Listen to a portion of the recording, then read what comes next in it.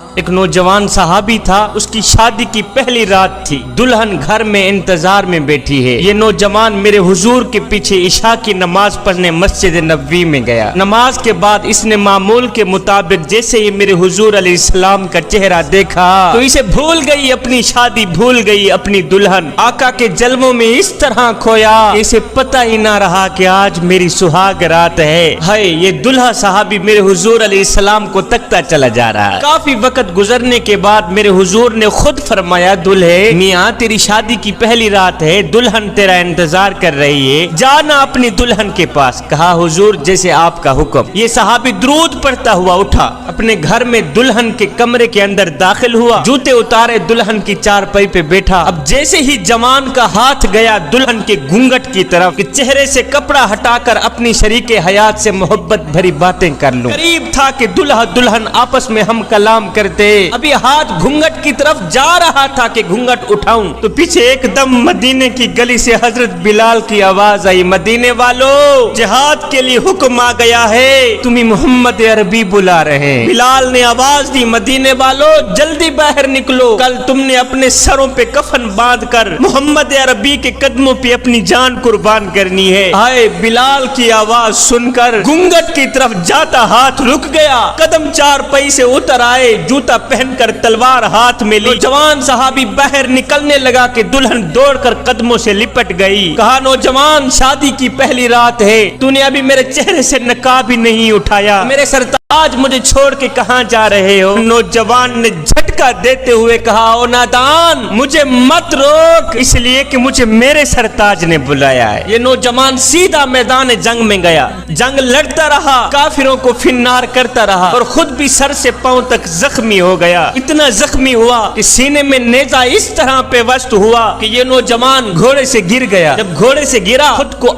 आका की तरफ घसीटता चला जा रहा। सहाबी करीब आए, नौजवान किधर को जा रहा है? कहा, सहाबियों मुझे मत रोको, मेरा वक्त आखिर आ गया है, चाहता हूँ जिस महबूब के लिए अपनी सुहाग रात लुटाई है, इस महबूब को आते देखा था, बस उसी को जाते देखना चाहता हूँ। सहाबी इस दुल्हे को उठाने लगे कि इसे आका की तरफ ले जाएं। उधर से आका ने आवाज दी, सहाबियों मेरे दुल्हे को मेरे पास न ले आना, इसे मेरे पास न ले आना, इसलिए कि आज मैं अपनी उम्मत के जवानों को बताना चाहता हूँ कि जवानों जो भी मेरे मिशन और दीन के लिए अपनी सुहाग रातें लुटा देते हैं, फिर वो मुझे मिलने नहीं आते, बल्कि उन्हीं मिलने मोहम्मद खुद चल के जाता है। कुर्बान जाऊं सहाबी के नसीब पर जिसके पास अल्लाह का हबीब चल के गया है। हुजूर के पहुंचने के बाद सहाबी ने एक बार मेरे हुजूर का चेहरा तका, एक बार हुजूर का चेहरा देखा, देखते ही रूह परवास कर गई।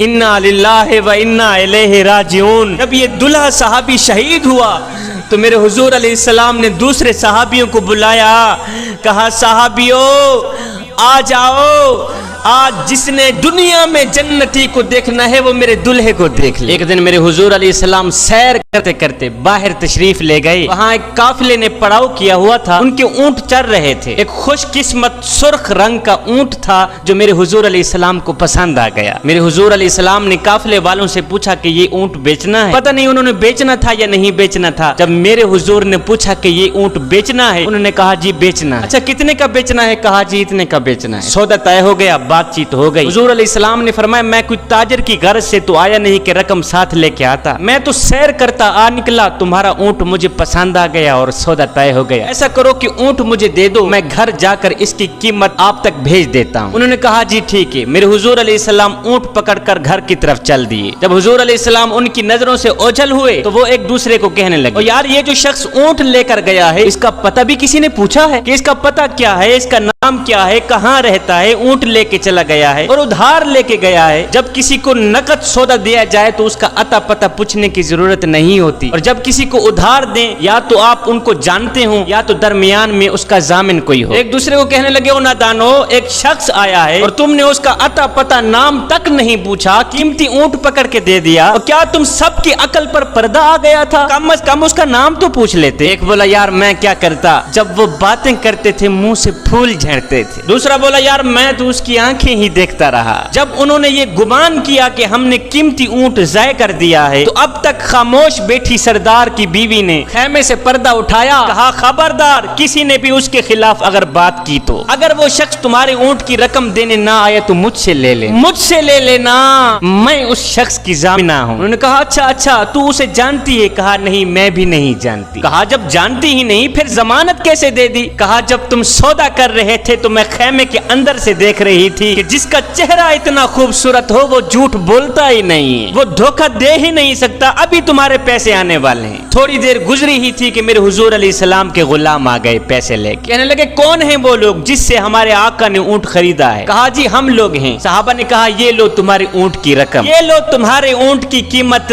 उन्होंने कहा भाई कीमत बाद में देना, पहले ये बता कि वो महबूब रहता कहाँ पे? साहबा ने कहा सामने मदीने में उस महबूब के डेरे हैं। कहा फिर रकम भी अपने पास रखो, ऊंट भी अपने पास रखो, हमारे दिल भी अपने पास रखो, हमें तो अब दिन रात उस महबूब का दीदार ही चाहिए। हाय मेरे हुजूर की सूरत ही क्या देखी, ऊंट भी बिक गया, खुद भी बिक गए, सारा का सारा काफिला मुसलमान होकर हुजूर की गुलामी में आ गया।